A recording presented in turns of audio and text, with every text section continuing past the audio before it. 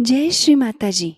आज के सामूहिक ध्यान सत्र में उपस्थित सभी सहजी भाई बहनों का हार्दिक स्वागत है। ध्यान की शुरुआत कुंडलिनी चढ़ा के बंधन लेते हुए करेंगे।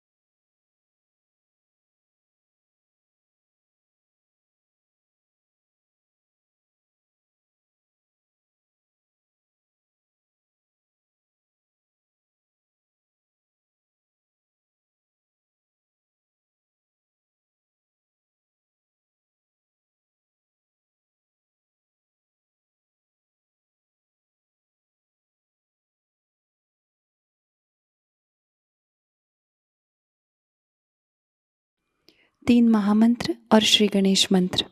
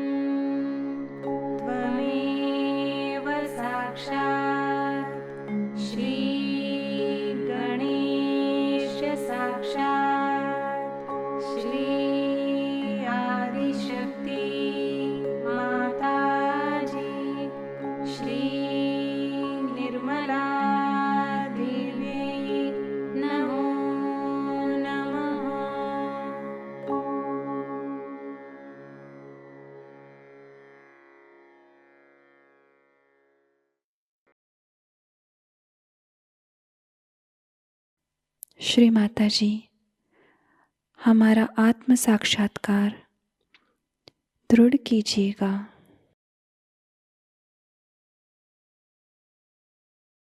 पूरा चित्त हमारे सहस्त्रार में ही रखेंगे।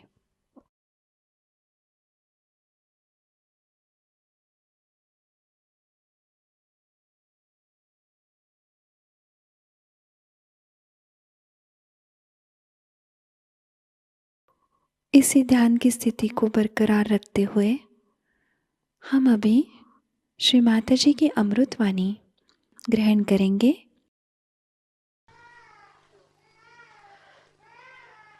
Today's puja is very important for us. You all have got your self-realization. You have all the knowledge that is necessary to give realizations to others. You have to know what you have already. That's very important. Because if you do not try your hand, and if you do not try to give realizations to others, firstly, you will have no faith in yourself. You will have no self-esteem also. The second part is that you try giving vibrations to other persons, but don't get involved with that person. I have seen some people get too much involved. If they give realization to one person, they think they have done a great job, and they start working on that person, his family, his relations. So far as you must have learned, that one may be related, one may be closer to one person, but not necessarily he will have that much of chance of self-realization.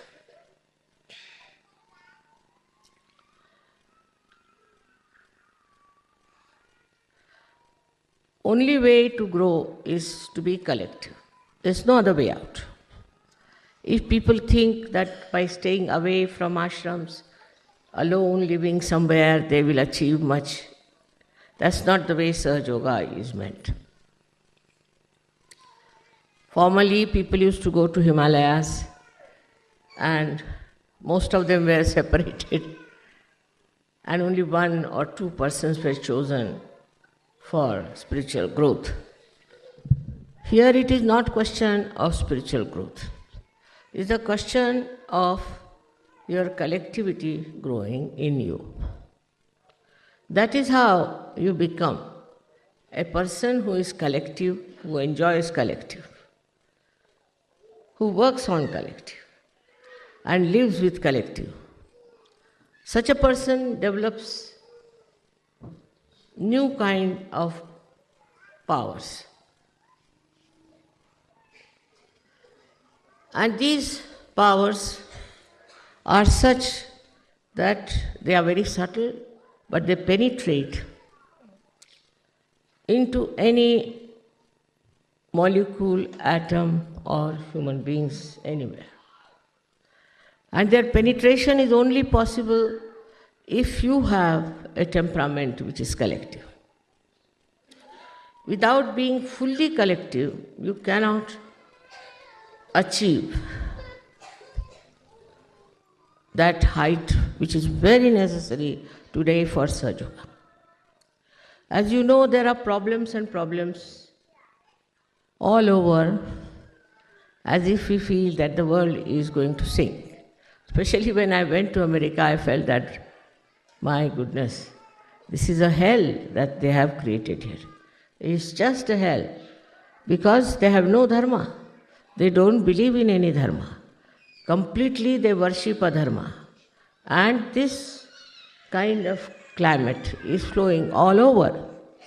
All over the world you get reaction of American adharmic life. And people think there's nothing wrong in it. Whatever you may tell them, they will not believe, nor they will think that there's any worth it. But they don't see the destruction from the very basis of their life, their families, their societies, the whole country, I feel, is filled with such ugly type of adharmi nature that one cannot even imagine how such ideas came into their heads. And these ideas, I need not tell you, you know them very well. But if you have to save your children, you have to be an ideal guru yourself.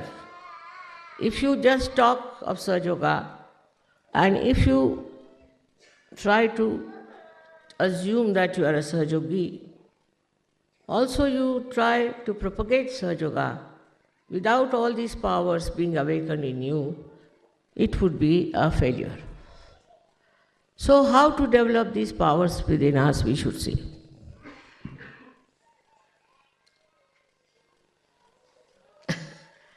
It's rather embarrassing for me to tell you how you have to behave towards your guru. I think people have told you.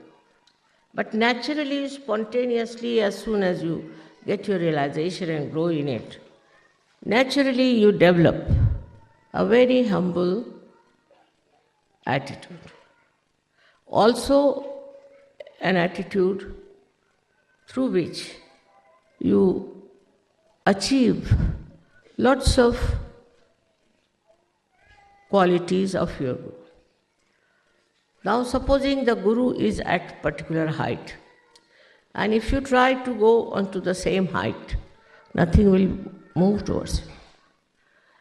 So, you must sit at a place which is much lower than the guru's is. Some people take too much advantage of my good nature, I should say. And so many people have pointed out to me that you must correct these people, they talk to you at an equal level and all that. I said they will learn a lesson. They will learn a lesson. But sometimes it doesn't work out. And they start talking on the same manner as if you are talking to your friend or to your equal. First is complete humility. You have to be a humble person, extremely humble. Now you check on that. When you talk to others, are you humble? When you think of others, are you humble? When you look after your wife and children, are you humble?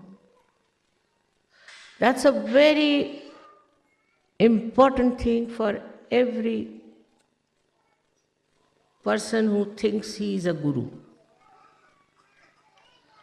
Humility is the first quality, or I should say the ocean, into which you must jump. Some people think that if you are humble, mother, then people will take advantage of you. Nobody can take advantage of you. Because you have to remember another point, that you are protected all the time, looked after by Param Chaitanya. I know you know that, but how many really believe that there is Param Chaitanya with us? If you really believe that there is Param Chaitanya, then you don't get frightened, you don't get worried. You are not subjected to all kinds of nonsensical ideas also. But if you think that you are not protected, what will happen, how will things happen, then Param Chaitanya leaves you alone. You have to see the whole drama, how Param Chaitanya works out.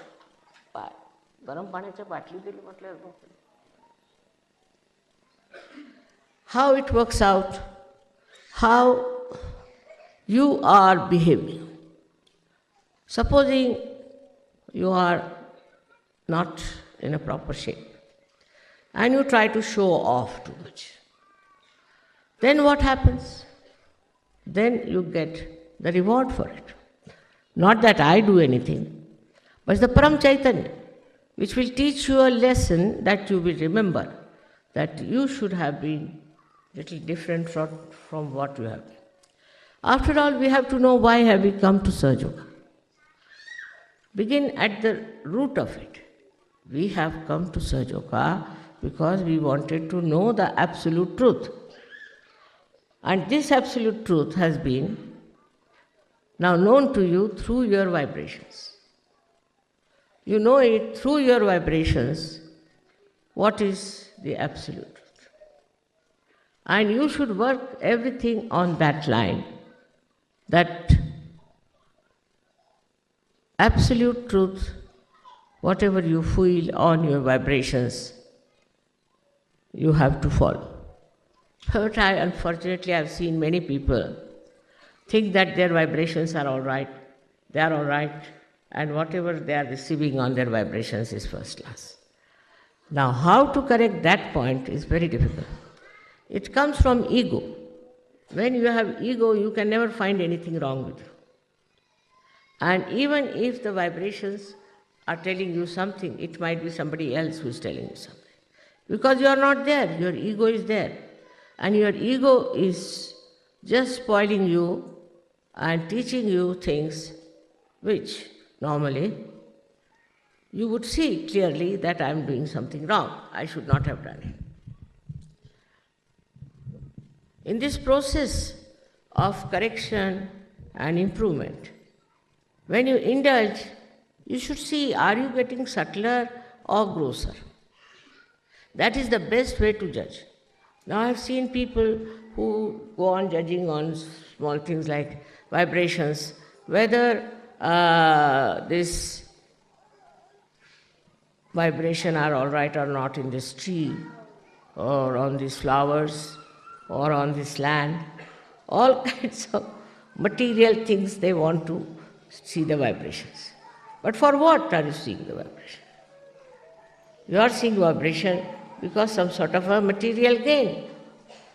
You think that if you check the vibrations and the vibrations are all right, then we are quite safe. We will not lose this, we will not lose that. It's not true, because vibrations are not meant to judge all these worldly things and worldly matters. It's absolutely cheapening the vibrations.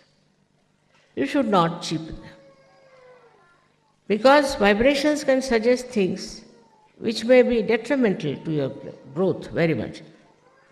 Once I wanted somebody to go somewhere, so he said, I didn't go, mother. I said, why? Because I saw the vibrations were very bad. I said, that's why I asked you to go. If the vibrations were good, what was your use going there? That's the reason I asked you to go there, so that you could help. But before that, you judged yourself, judged your vibrations, and then you didn't want to go. So what happens? We want to have an easy, cozy life. And all our problems must be solved by Sahajayoga, otherwise we think Sahajayoga is of no use. Whatever is our desire must be fulfilled. So now the desires are mostly personal. My child is not well, so the child should go. My husband is misbehaving, the husband should go. Or I have no house, so I must get a house. See how we are moving our mind. It's still on a very consumer society, as they call it. We are all the time thinking now, I should have a son now instead of a girl, and you get a son, then you blame Sahajayoga for that. Anything that according to your desire doesn't work out, then you think it's Sahajayoga which has done the harm, and you are suffering because of Sahajayoga. Or this faith in Sahajayoga gets little moving, or we can say in a way, it's not that deep. But if you are deeply embedded in Sahajayoga, then what happens? What may come, I will be a Sahajayogi. Supposing somebody dies. Normally in Sahajayoga, it's difficult for people to die also, I must tell you. Even if they want to die, they can't die. It's the Parama Chaitanya which decides for it. But supposing you take up a position like that, still you must know that that wish may not be fulfilled. If that is not fulfilled, then you feel disturbed and you think, what's wrong?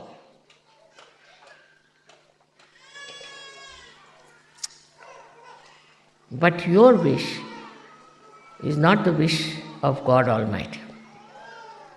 While Param Chaitanya is the wish of God Almighty. Now, for example, I went to America, take it like this, and America attacked me, negativity, and troubled me. For all these days I am suffering, so-called, and I've had pain, I've had all kinds of things. But that I had to do, because now the American Sahajogis will realize how much one has to pay to make this dumb head of Americans to rise. How stupid they are, and how foolish they are who are enamored by people who are taking money. So many people came to me and told me, Mother, if you start saying that this I can give for $300, you will get 1,000 and 1,000 of disciples of yours. I said, they will not be my disciples. If they come for money, thinking that because I am taking money, it is worthy something, that means they are absolutely stupid.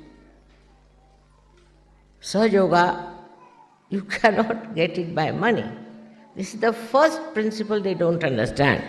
Most of them don't understand that you can get self-realization without paying any money. There were some Gujarati rich people in New Jersey, and they asked questions to Sahajogis that how is it possible to get it so easily? It's not possible, because it's a very difficult thing. All the Shastras have said, everybody has said, very difficult to get your realization. All right. If so, how is it you are giving it so easily? Why? Nobody knew how to answer these people. You should have said like this, all right. It is difficult, it's very difficult, and you cannot give mass, true. But if somebody is doing it, then you have to think about it. How somebody is doing it. So this kind of stupid questions are there, and still if they go on, you have to really tell them in a very humble way, sir, one has to be worthy also. So they will run after people who are just making money out of them, making fool out of them. And they boast, we have 3 gurus, somebody says we have 7 gurus. But I wonder what must be their condition. So the people who are extremely stupid, in Sanskrit they call mood, people who are brainless, cannot get their realization. So give them up. If they are arguing with you, you just give them up. It's not their right to argue with you. Their right is to get realization, but not a right to argue with you, ask you foolish questions and stupid questions. But you should always remember that with that humility, you must have your dignity intact, because you are a guru. Once you know you are a guru, one thing should be there, that you will not behave like a joker all the time. Your behavior will be dignified. At the same time, it would be very pleasant face or a pleasant personality. It won't be annoying type. Your personality itself will suggest that there's something special about you. Now, how do you develop that kind of a personality?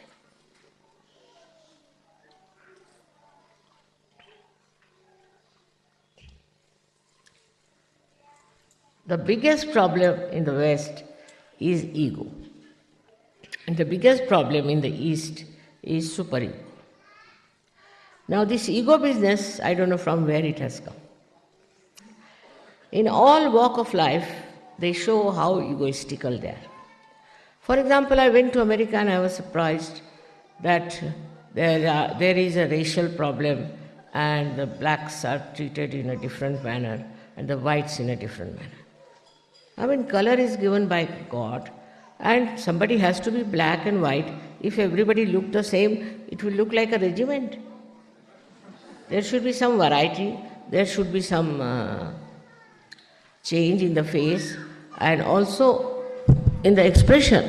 One has to be a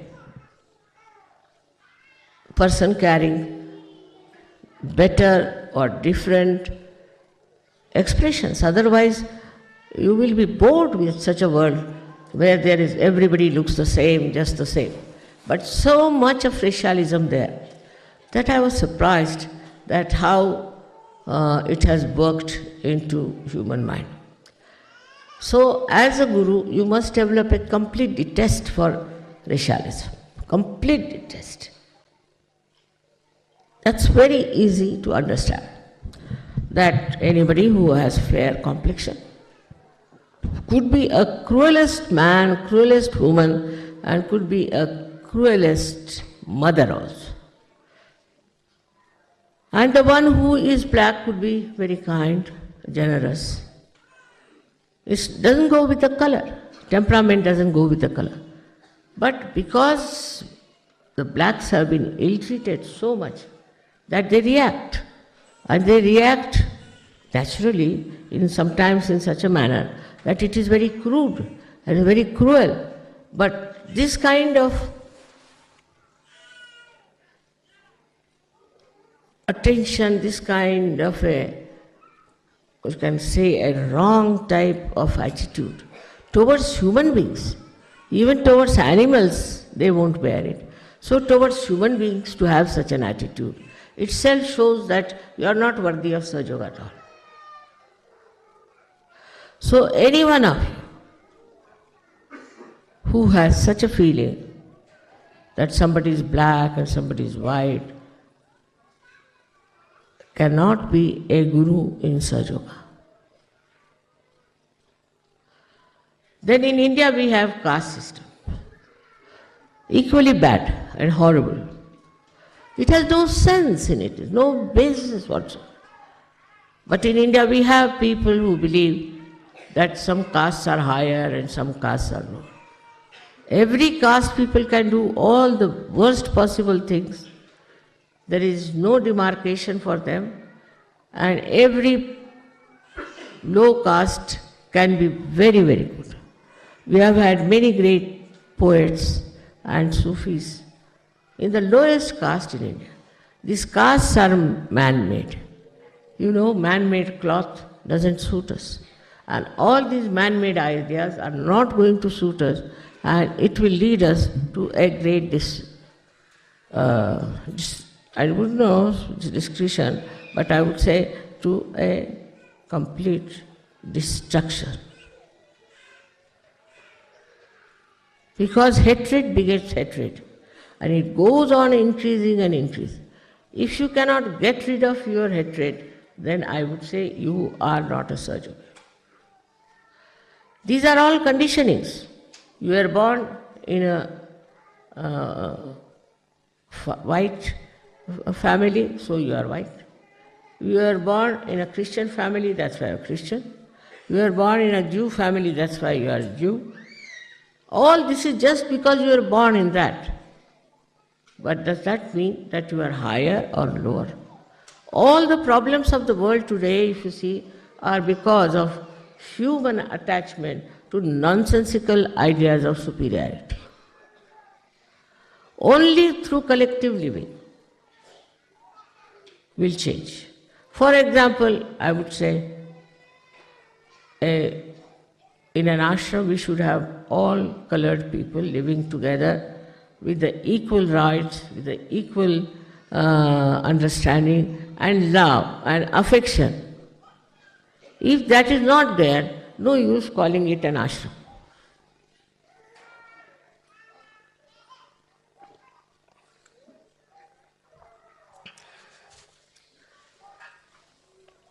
Once they asked me, Mother, will you come and give a lecture in Harlem? I said, why not? So some Sahajayogi said, Harlem? Mother, what do you know what is our limits? I said, I know. There's no harm. He said, you know, the blacks are there. I said, I'm also black. You could call me black or you can call me white. But the love is such a thing, you see. Love is such a thing that cleanses all these ridiculous ideas we have about other people. To brand anyone as black and white shows that you have no eyes to see. Any person with depth, any person with loving heart cannot see these superficial things, cannot see. Today is a day where we are celebrating the Guru's greatness. Now look at all the Gurus, how they were, how they behaved. We have many in India and many others, many Sufis in other countries. These Sufis or these saints that we had never believed in any caste system, never believed in black and white. Christ, he never believed in black and white. Buddha never believed in black and white. Nobody believed in any kind of man-made ideas. These are all man-made ideas which we have accepted, and even after realization we try to carry on with them. Now, by saying, we do not get rid of it, but acting we can. Just see how we work out these stupid ideas within us and how we can get rid of them. Very simply is, in meditation you should sit down and see how many people you love. And why do you love?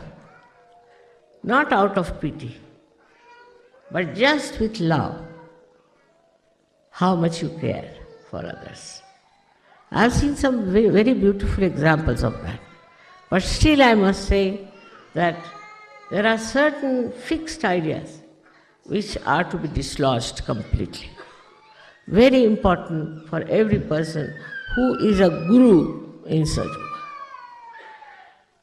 Means he has to be a clean-hearted, open-hearted, loving-hearted fellow. His heart should play the tune of Param Chaitanya. If his heart is full of all these man-made ideas, I don't know what will happen. Even when they transplant the heart, they cannot do it with the man-made. They have to use a real natural one. So you can imagine when you try to take to all these odd ideas are just divisive. They will never give you collectivity. So introspection has to be made. Are we one, or we are judging each other? Now the judgment is quite a lot also. Now all this can be seen only when you live together.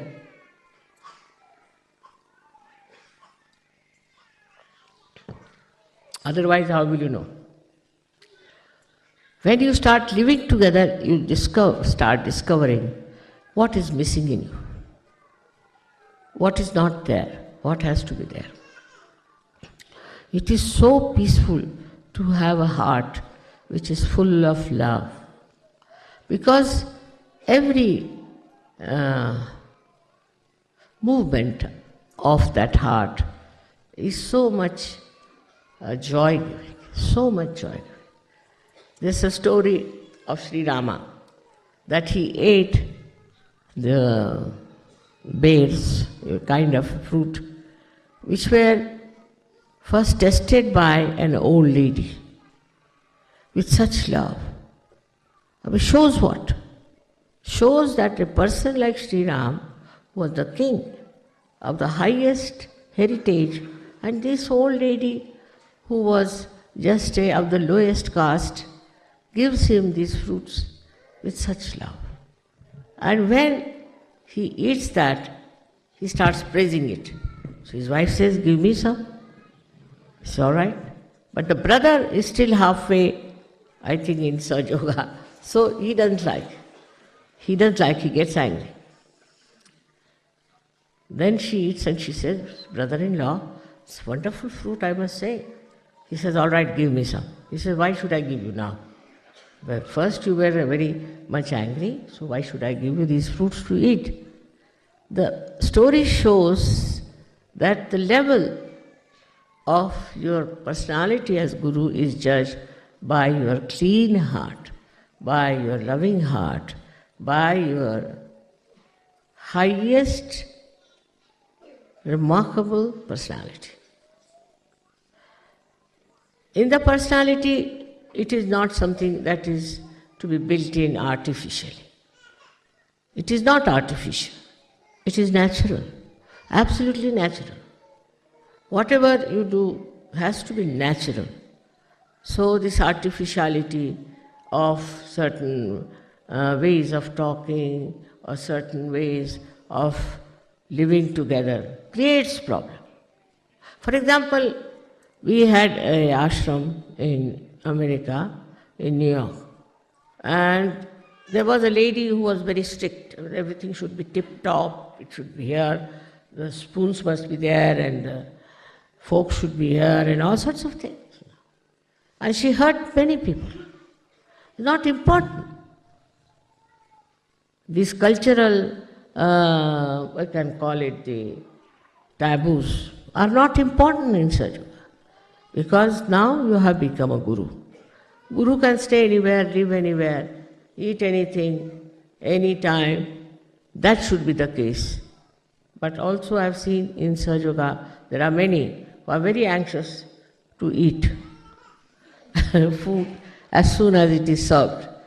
Once it happened, I was there, they had served the food, and just they started removing the plates. I said, "What's the matter? I have to eat food." "Oh, you haven't not eaten, mother?" "No, I haven't just touched it even."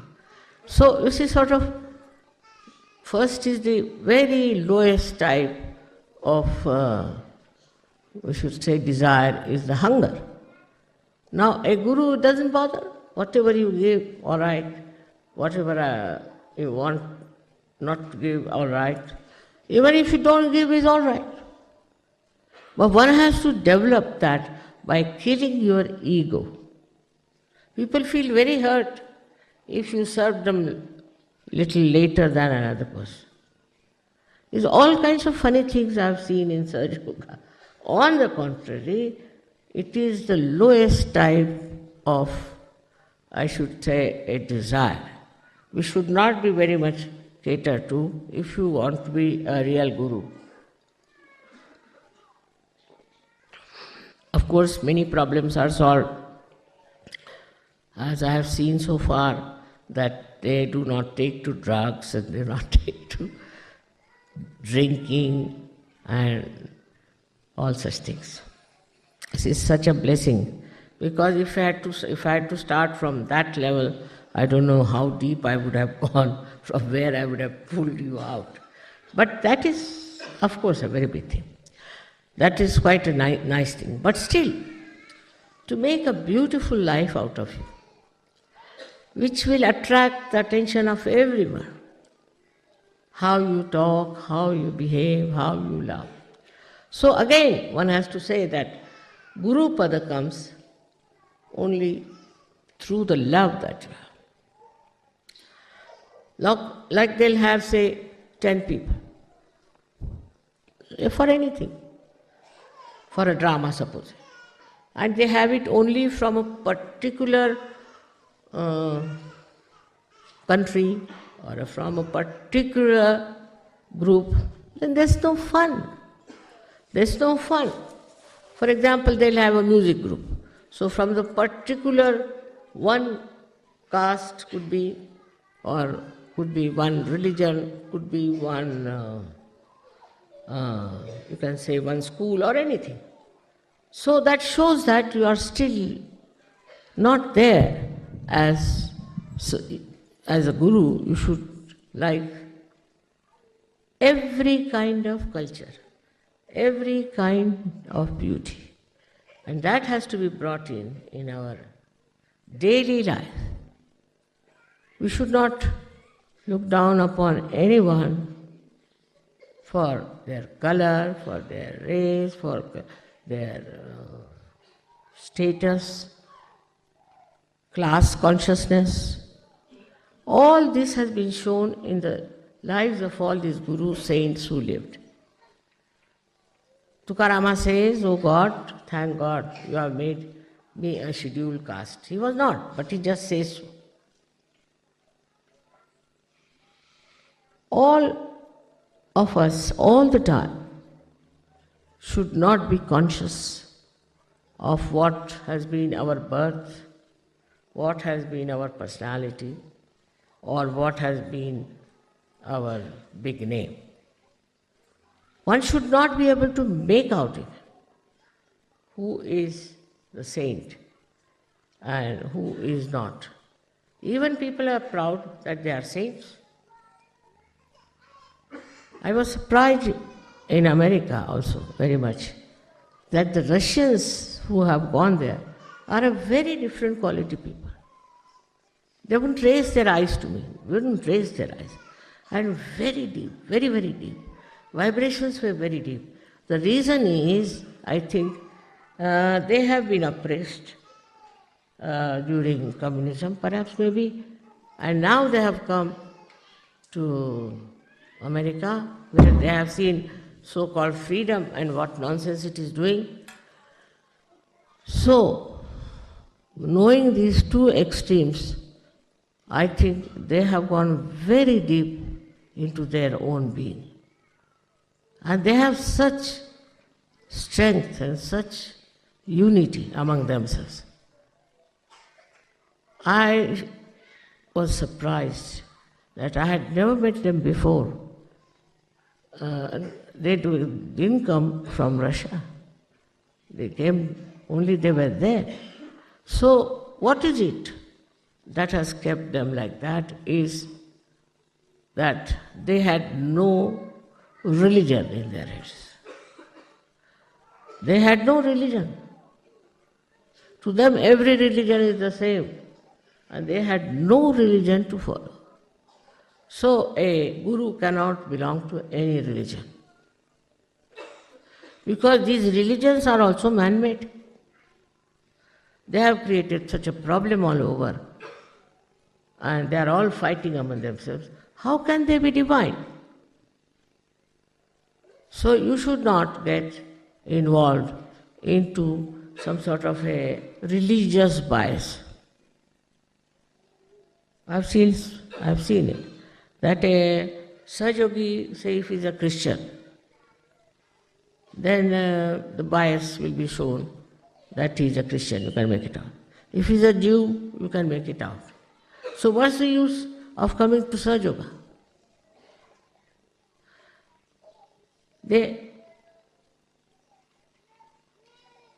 Their attention, if it goes inside, they'll find out. You have to dissect yourself to see what's wrong with you and why is it that you are not very successful as a guru.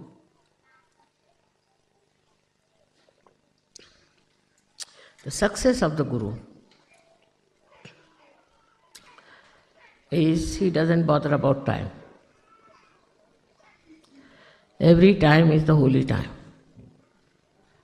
For he is not bothered if somebody is late or has come early. He is not a slave of watches and time. This is also man-made. There were no watches about, I think, 300 years back.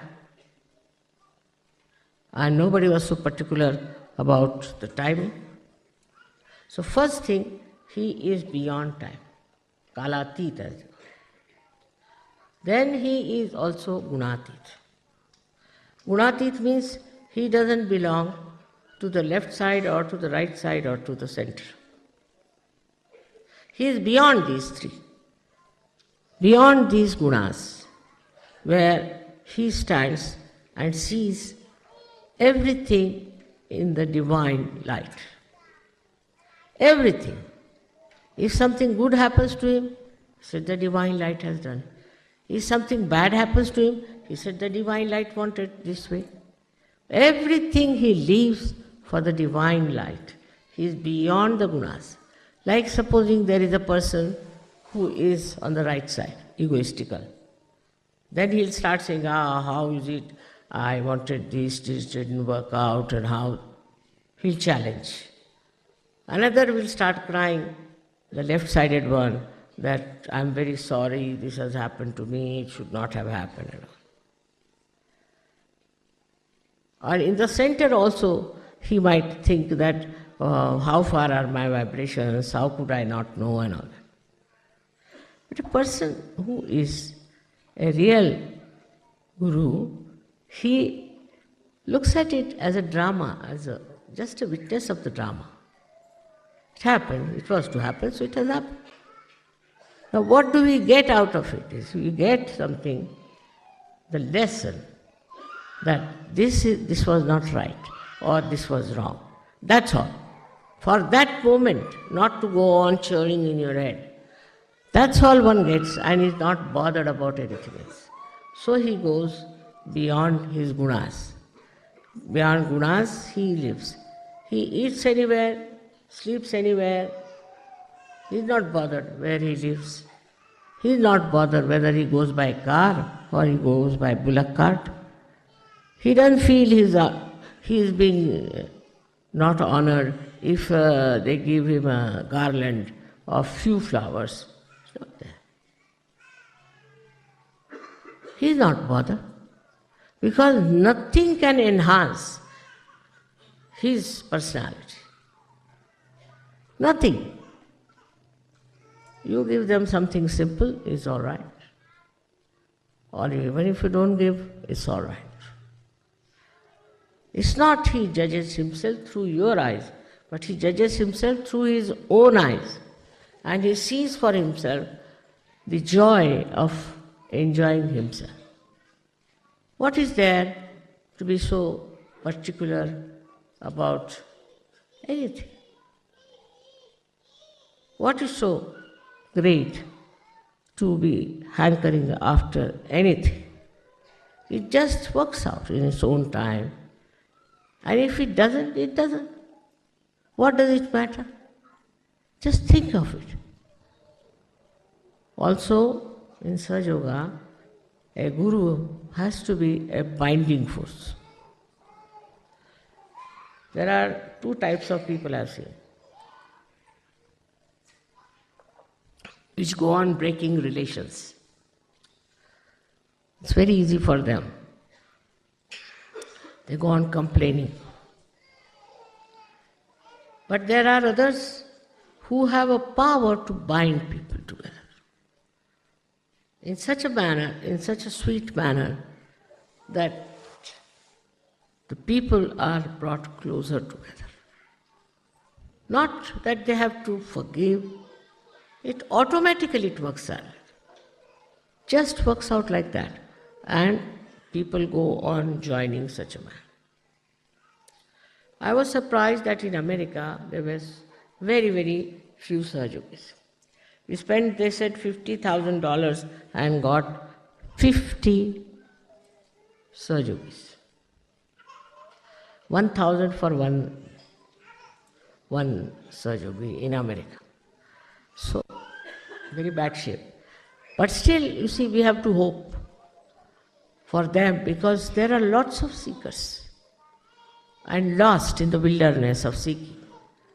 But I thought that maybe it's a circle. They have to pass through this circle of stupidity and then definitely they will see the point.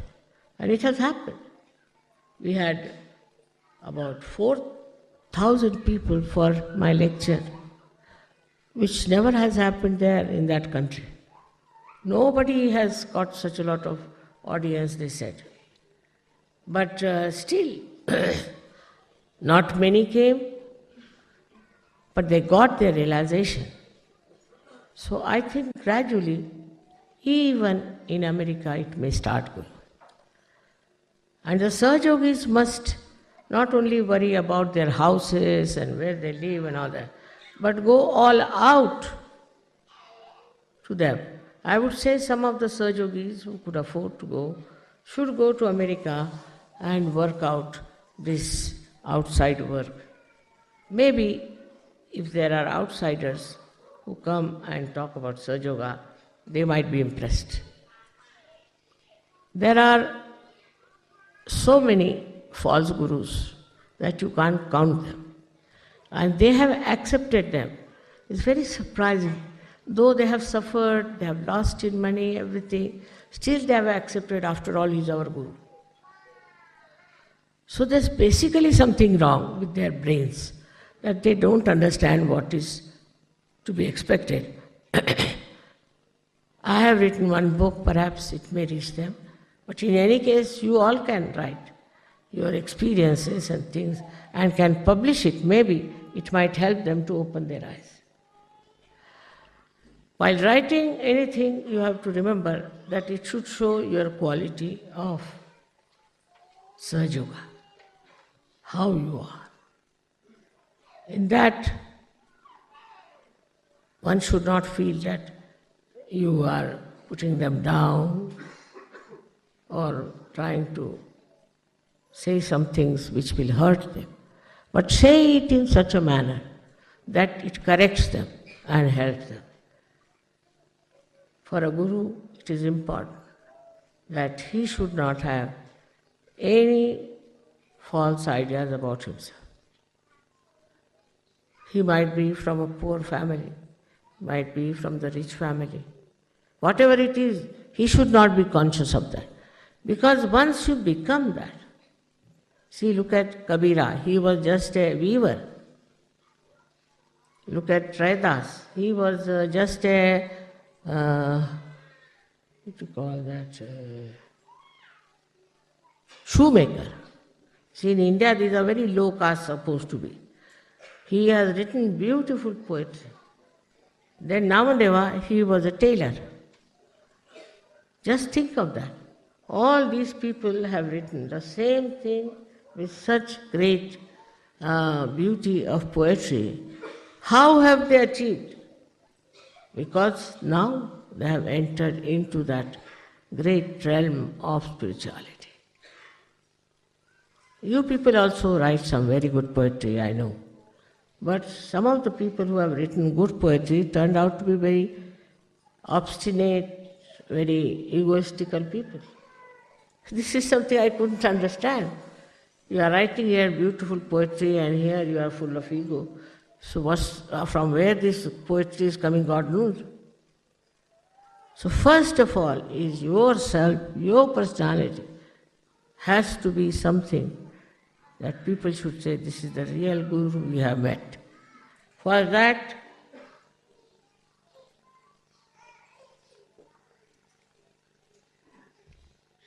you know very well you don't have to give up your family, don't have to give up anything.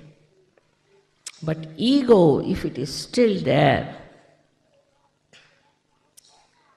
I don't know what to say, but you must get rid of it completely. And collectively also ego should be driven out.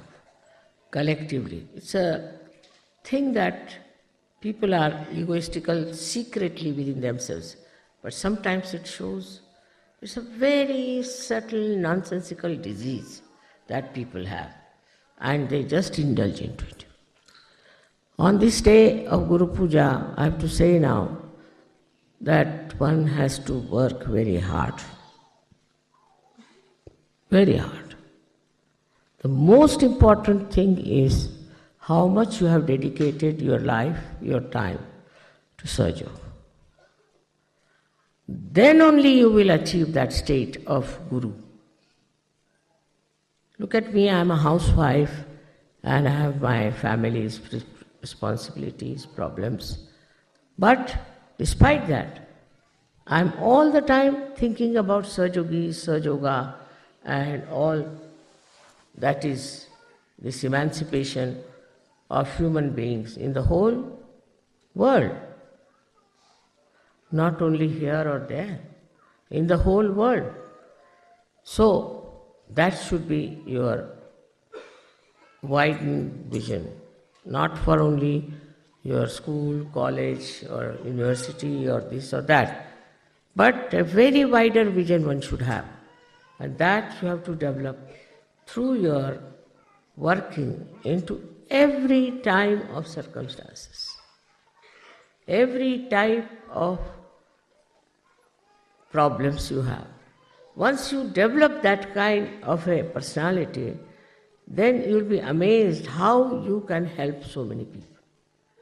I know there are so many Sahajogis here who are worthy of praise, and really I love them very much, and they also love me very much.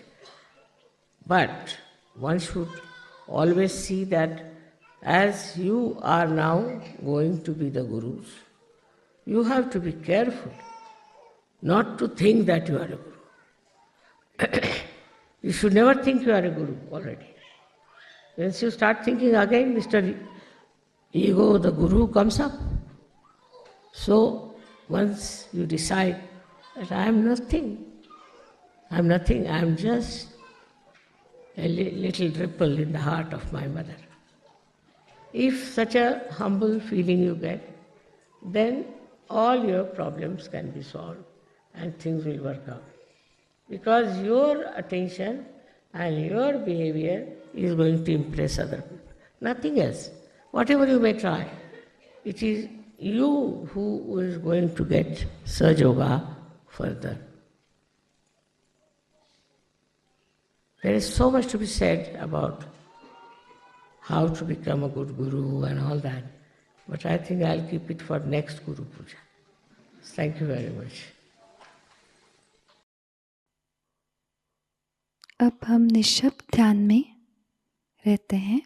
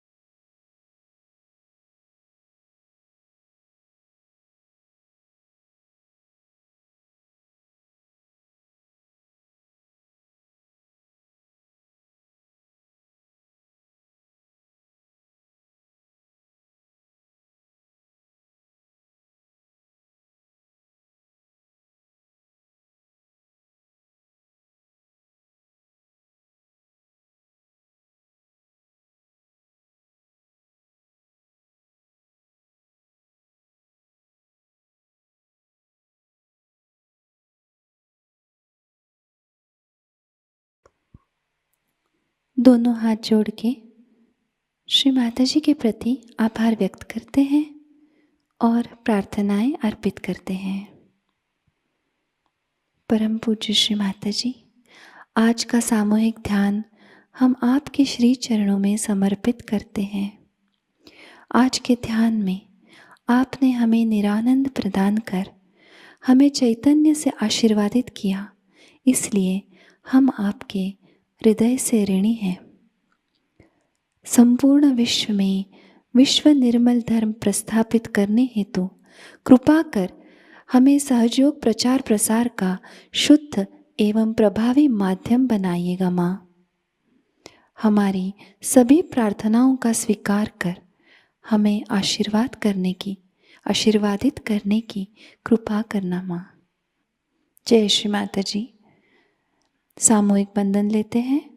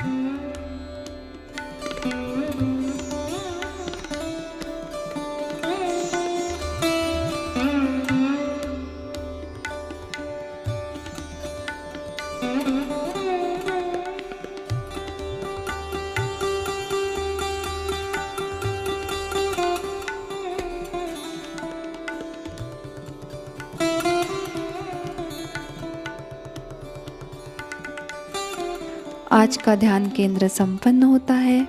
जय श्री माता जी।